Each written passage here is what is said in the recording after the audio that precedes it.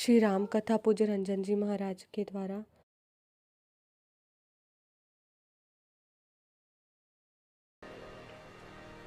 शुभ लंकिनी ने हनुमान जी से कहा कि आप लंका में प्रवेश करिए और राम जी का सब कार्य पूर्ण करिए। हनुमान जी लंका में प्रवेश किए। पूरी रात्रि हनुमान जी लंका में घूमे, पूरी रात जहां भी गए वीर योद्धा दिखाई पड़े। रावण के महल में जाकर देखा तो रावण मदिरा पी के सोया हुआ था। सीता मैया कहीं नहीं दिखाई पड़ी। भोर बेला भई और उस भोर के उजाले में हनुमान जी को एक सुंदर घर दिखाई पड़ा। कैसा घर दिखाई पड़ा? सुंदर क्यों कहा? गोस्वामी जी कहते हैं, रामायुध अंकित इह शोभा बरनी न जाय, नव तुलसी का वृंद तहां देखी हरस कपीरा। उस घर के दीवार पर राम जी के आयुध धनुष बाण बने थे। आंगन में तुलसी जी का विरवा लगा हुआ था। हनुमान जी ये दृश्य देखते समझ गए कि ये अवश्य किसी भगत जी का घर है। लेकिन भगत जी का घर है ये समस्या नहीं है, लंका में भगत जी का घर कहां से आ गया ये समस्या है। ये तो राक्षसों की नगरी है। लंका निशिचर निकर निवासा, यहाँ कहां सज्जन कर बासा। इस सज्जन राक्षसों के बीच में कहां से आ गए? अभी हनुमान जी मन में तर्क कर ही रहे थे, उसी समय विभीषण जी महाराज जग गए। कौन जग गया? विभीषण जी। और विभीषण जी जगने के बाद राम राम बोले। क्या बोले? राम राम। राम राम ते ही सुमिरन कीन्हा, हृदय हरस कपि सजन चीन्हा। जैसे राम राम बोले हनुमान जी गदगद हो गए। सोचने लगे, रही तो अपने अपने भगवान वाले भगत हैं, ये तो अपनी पार्टी के आदमी हैं। देखिए विभीषण जी राम राम बोले तो हनुमान जी को अच्छा लगा। हनुमान जी सोचे मैं भी राम राम बोलूंगा तो विभीषण जी को अच्छा लगेगा। ये प्रसंग कहता है कि धरती के किसी भी कोने में जाइएगा आपको कोई ना कोई भगवान का भक्त अवश्य प्राप्त हो जाएगा। लेकिन भगत से मिलना है तो उसके पहले स्वयं को भगत होना आवश्यक है, क्योंकि बिना भगत बने भगत हमको मिलने वाले नहीं है। चुंबक देखे, चुंबक बोलिए, चुंबक को नीचे मिट्टी में घुमाइएगा तो क्या होगा? कुछ नहीं होगा। मिट्टी में जो लोहा का कण है वो चुंबक में अपने आप खींचा चला आएगा। उसी प्रकार यदि आप भगवान के भक्त हैं तो आपके पास भी एक चुंबक है। कौन सा चुंबक? भगवत नाम का चुंबक। जहां भी रहिए भगवत नाम लेते रहिए।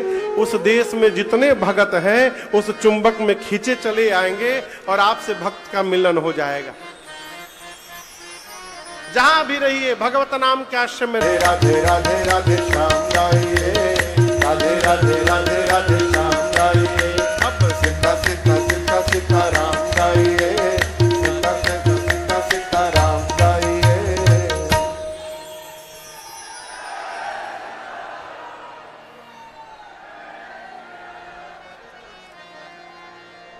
बैठिए बैठिए बैठिए।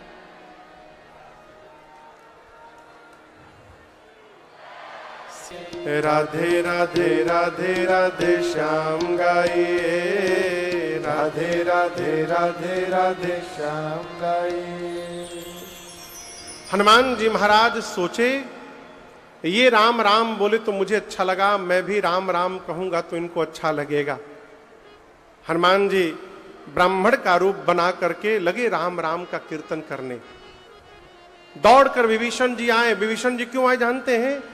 लंका में राम राम नाम का कीर्तन करने का केवल एक ही लाइसेंस इशू हुआ था, वो भी विभीषण जी के नाम। वो भी कंडीशन के साथ रावण ने कहा था जो भी भजन कीर्तन करना अपने घर के भीतर करना, बाहर नहीं करोगे तुम। लेकिन आज लंका के सड़क पर राम नाम का कीर्तन होने लगा। विभीषण जी सोचे दूसरा लाइसेंस किसको मिल गया, मेरे रहते।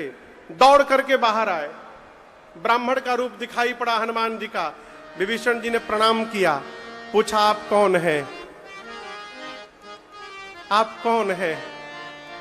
अच्छा आप बताइए,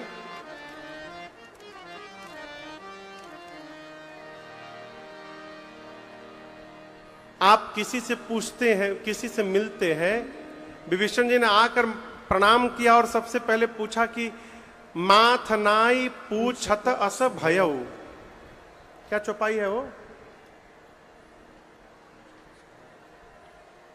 करी प्रणाम पूछी कुशलाई। क्या पूछा?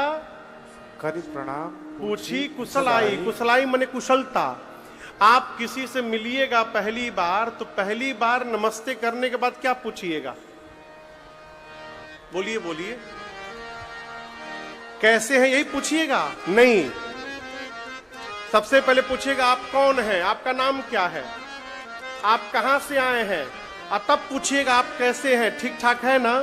लेकिन विभीषण जी पहली बार हनुमान जी से मिले ब्राह्मण के रूप में तो सीधे पूछे आप ठीक ठाक है ना। हनुमान जी बोले नाम नहीं पूछ रहे, सीधे कुशलता पूछ रहे हैं। विभीषण जी बोले नाम बाद में जान लेंगे, लेकिन आप पहले ही बताइए आप जो काम कर रहे हैं, राम राम कीर्तन कर रहे हैं, लंका में राम बोलने पर बड़ी पिटाई होती है। आप कुशल हैं ना, किसी ने आपको मारा और नहीं है ना? हनुमान जी बोले मेरी ना पूछिए, पीछे 2 लोगों को राम जी का प्रसादी दे के आया हूं। यदि कुशलता पूछनी है तो उनकी जाके पूछिए, मैं तो एकदम आनंद में हूं। विभीषण जी सोचे इतना निडर, तब पूछे कि तुम हरि दासन महको, क्या आप भगवान के किन्हीं भक्तों में से कोई एक है, या कहीं स्वयं राम जी तो आप नहीं आ गए मेरा उद्धार करने के लिए प्रभु? हनुमान जी देखे तो गलत दिशा में जाने लगे। हनुमान जी बोले मैं राम जी नहीं हूं, मैं राम जी का दूत हूं।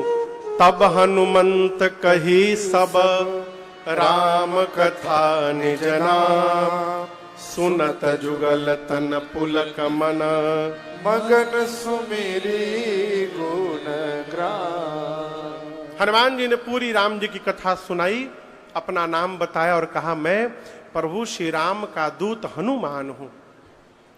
विभीषण जी बड़े प्रसन्न हुए, देखियो नयन राम कर दूता।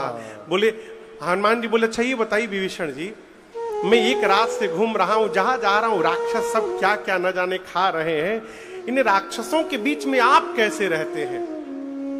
विभीषण जी बोले जैसे दांतों के बीच में जिह्वा रहती है, जिमे दसन न महू जीभ बिचारी।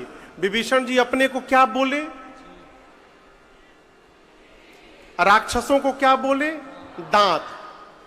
अब दर्शन करिए हनुमान जी ज्ञानी नामक ग्रगण्यम कैसे हैं। हनुमान जी सोचने लगे विभीषण जी जीभ है, राक्षस सब दांत है।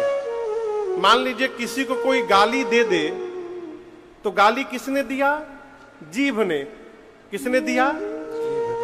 सुनने वाले को क्रोध आया तो मुक्का बनाया, मारा मुंह पर एक मुक्का, तो टूटा कौन?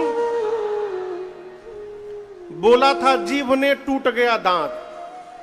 हनुमान जी सोचे जिह्वा काम करती है, दांत टूट जाते हैं। उसी प्रकार विभीषण जी को यदि अपनी पार्टी में मिला लेंगे हम, तो विभीषण जी काम करेंगे और ये सभी राक्षस रूपी दांत भर भरा करके टूट जाएंगे। बस बस इनको अपनी गोल में मिलाना है। हनुमान जी ने भगवान का स्वभाव बताया विभीषण जी को और कहा विभीषण जी मैं सीता मैया से मिलने आया हूं, कहां है मां? विभीषण जी ने युक्ति बताई कैसे वहां तक पहुंचा जाए। हनुमान जी वही छोटा रूप बना करके अशोक वाटिका में गए।